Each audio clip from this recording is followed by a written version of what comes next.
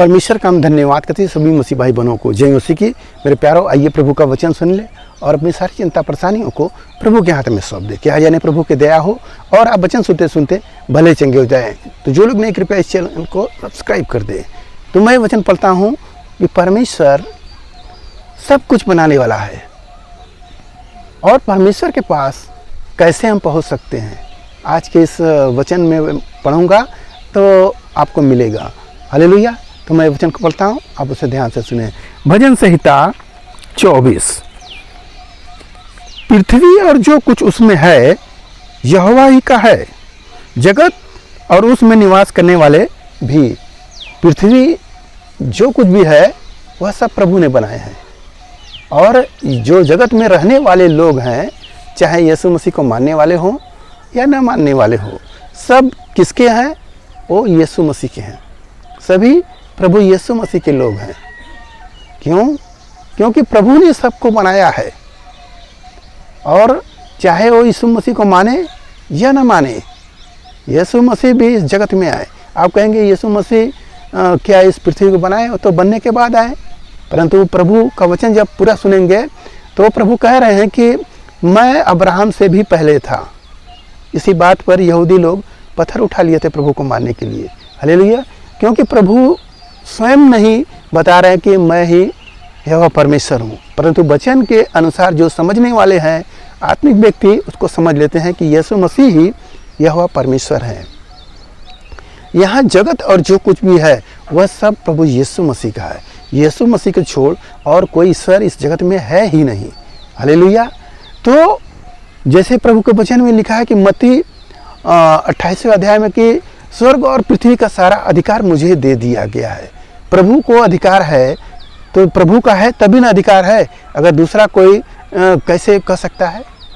तो प्रभु का सब कुछ पर अधिकार है। मेरे प्यारों, यहाँ प्रभु जगत में रहने वाले सबको बनाए हैं और सब प्रभु का ही है, तो सबको आशीष देते रहते प्रभु। ये नहीं कि धर्मी के खेत में बस बारिश होगा, अधर्मी के नहीं। प्रभु सबको देते हैं, अधर्मी के खेत में भी और धर्मी के खेत में भी बराबर सब कुछ देते रहते हैं। वो माने या न माने, मगर एक दिन जरूर मानेंगे। जैसे हमने प्रभु यीशु मसीह के माना, पहले नहीं मानते थे, अब मान रहे हैं। और वचन सुने, क्योंकि उसने उसकी नींव समुद्र के ऊपर दृढ़ करके रखी है और महानदों के ऊपर स्थिर किया है। यह पृथ्वी किस पर स्थिर है? लोग, विज्ञानी लोग कह रहे हैं कि सांप के ऊपर है या लटक रही है। तमाम बातें लोग बताते रहते हैं, परंतु बाइबल क्या बता रहा है? बाइबल बता रहा है इस भजन संहिता में कि पृथ्वी जो समुद्र के ऊपर स्थिर है, महानदों के ऊपर दृढ़ किया गया है। यानी कि हमारी पृथ्वी पानी के ऊपर तैर रही है। सोचिए, बाइबल यह बता रहा है। मगर आज किसी को बताएंगे तो कहेगा ये बात मानने योग्य नहीं है। जैसे प्रभु वचन में बोले हैं कि मनुष्य मिट्टी ही है, तो संसार के लोग कहें कि मनुष्य मांस हाड़ का है, कैसे मिट्टी हो सकता है? बस समय बदलता गया, समय गया, एक समय आया कि पृथ्वी का जांच हुआ, मिट्टी का और मनुष्य का जांच हुआ। तो जब उसमें स्पष्ट आया कि जो तत्व मिट्टी में पाया गया वही तत्व एक मनुष्य के शरीर में पाया गया, तब सबने मुहर लगाया कि सही कह रहे हैं, यह वचन सही है कि मनुष्य केवल मिट्टी ही है। हालेलुया। तो मेरे प्यारों, यह जो आयत लिखा गया है वह सच ही है।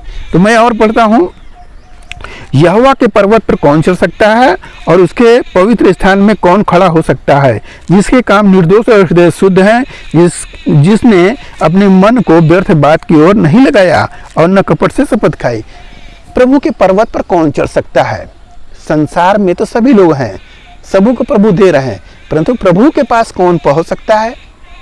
कौन पहुंचेगा? तो यहाँ पर लिखा है जिसके मन शुद्ध हो, वो निर्दोष हो, वो कपट न रखा हो, वह प्रभु के जो लालच में लोग झूठी शपथ खा लेते हैं, ऐसा व्यक्ति न हो, और व्यर्थ बातों की ओर वह मन लगाने वाला भी न हो। हालेलुया।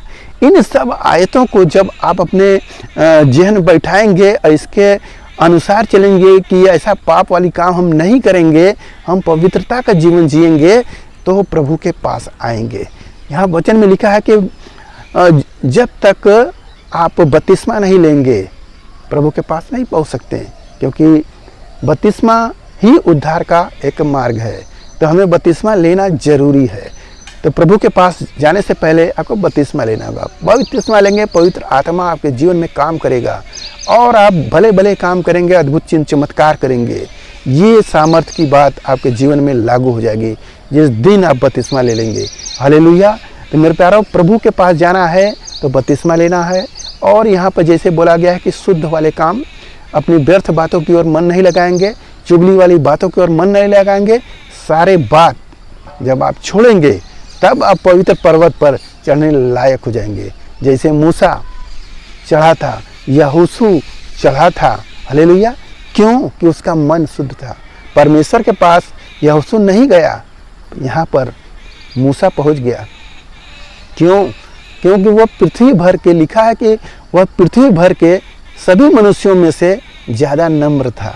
उसके अंदर नम्रता था। कोई भी गाली दे दे, कोई भी उसको कुछ भी कह ले, वह गुस्सा नहीं करता था। वो प्रेम करने वाला व्यक्ति था। तो ऐसा स्वभाव जब आप बना लेंगे, अपने जीवन में ऐसा कर लेंगे, तब प्रभु के पास आप भी जाने योग्य हो जाएंगे। हालेलुया। और जो बोलेंगे वह होगा। हालेलुया। मेरे प्यारों, आज के इस वचन से जो भजन संहिता में आपको मिला कि परमेश्वर ने सब कुछ बनाए हैं और आपको भी अभी तक बना ही रहे हैं।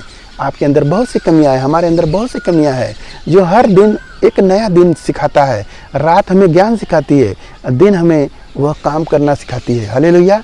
तो मेरे प्यारों, हमें सीखता है। यीशु मसीह में हम सीखने आए हैं और अब तक सीख ही रहे हैं।